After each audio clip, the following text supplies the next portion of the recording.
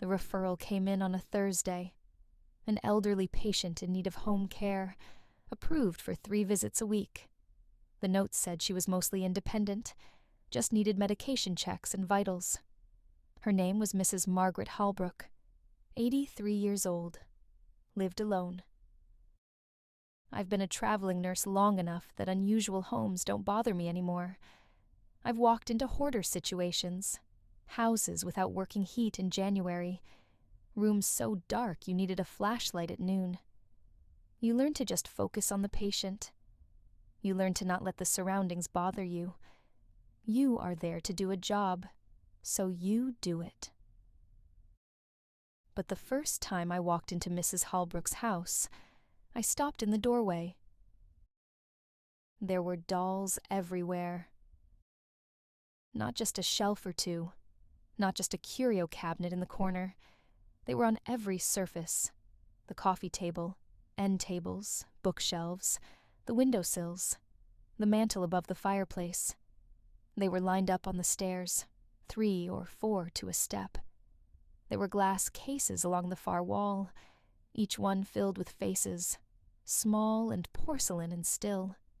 Some were antiques, the kind with hard, blank eyes and hand-painted mouths.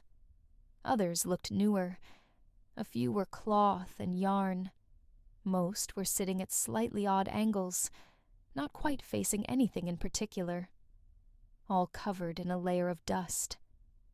Mrs. Holbrook didn't mention them. She shuffled in from the kitchen and offered me tea like we were old friends.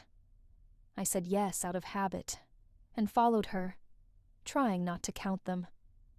I couldn't help it. I counted anyway. Near the front window, there were 2 dolls on the sill, both turned slightly toward where I'd been standing in the doorway. I remember thinking the angle was odd, like someone had moved them and hadn't quite finished adjusting them. I didn't think about it beyond that. Mrs. Holbrook and I exchanged pleasantries. She told me about her medical history. I asked if anyone else was living in the home with her. She assured me she had been alone for over a decade, ever since her husband passed away. Her daughter lived out of state and had insisted on arranging care after a recent slip and fall scare. We finished her vitals and medications. I told her I would be back in 2 days. She seemed like a sweet old woman. I had almost forgotten about the dolls by the time I left. Almost. 2 days later, I went back. There was something different about the air in the house.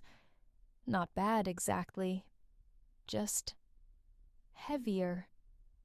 I noticed the dolls on the staircase first. The last time I'd been there, they'd been angled randomly, toward the wall, the railing, or sideways without much intention. Now several of them were turned outward, toward the room, toward me. I stood there at the bottom of the stairs for a moment. Then I told myself I must have been wrong the first time. I'd been overwhelmed walking in. It's easy to misremember small details like that. Position of dolls is not exactly a high priority observation. I asked her casually if anyone had stopped by recently. Family, a neighbor, anyone helping around the house. Mrs. Holbrook looked at me for a moment like she was trying to understand the question. Then she smiled and said no. No one came by anymore. I went in and checked her vitals, went over her medications. She answered everything clearly, fully oriented. Nothing unusual. On my way out, I looked at the windowsill.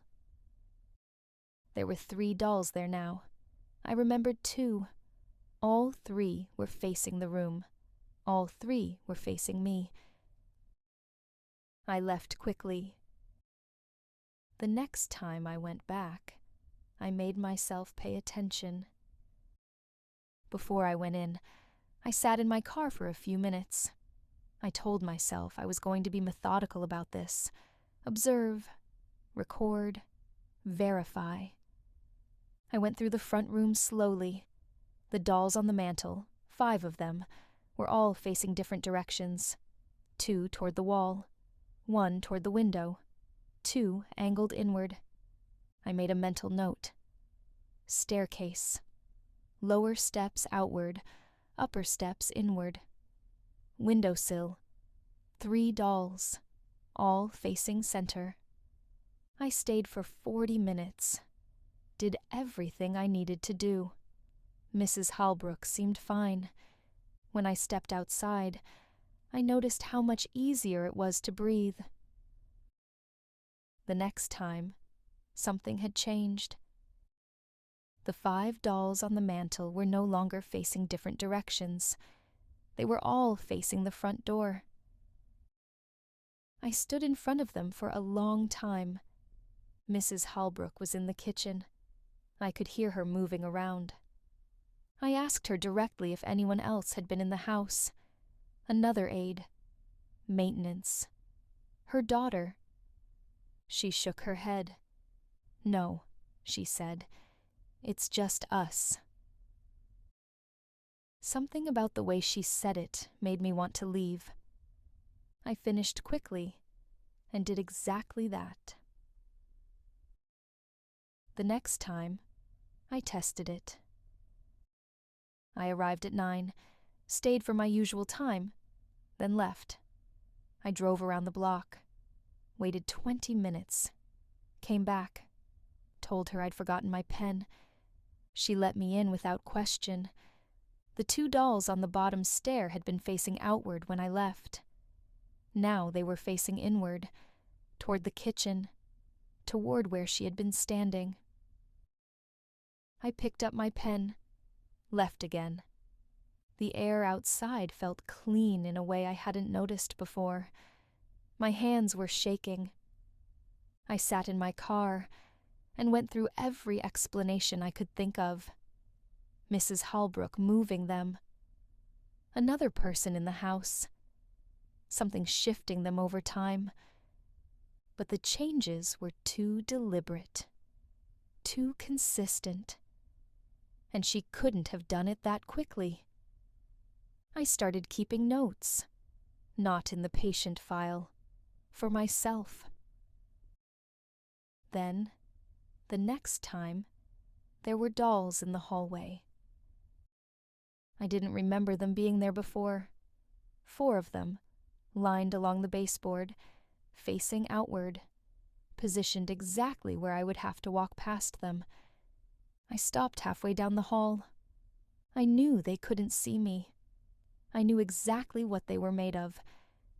But I also felt, very clearly, that I wasn't alone in that space. Nothing moved. I kept walking.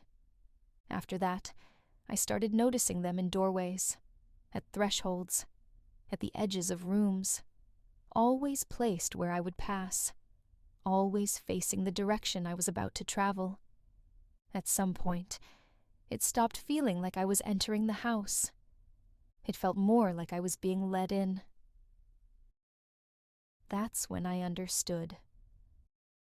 I was sitting with Mrs. Holbrook in the front room, taking her pulse, when I glanced at the mantel. All the dolls were facing the front door I had come through. And then it clicked. The changes were never during my visits, only between them. And when I arrived, before I entered, the dolls near the door were already turned, already positioned. They weren't reacting to me. They were anticipating me. Something knew I was coming before I arrived. I started watching Mrs. Holbrook differently. She was still pleasant, still coherent. But there were small things. The way she sometimes paused mid-sentence and looked just past my shoulder. The way she referred to the house as we. Once, when I asked if she ever felt lonely, she smiled and said she was never really alone.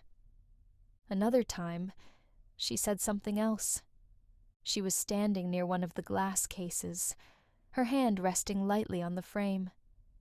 She said they'd been restless lately, that something had gotten their attention.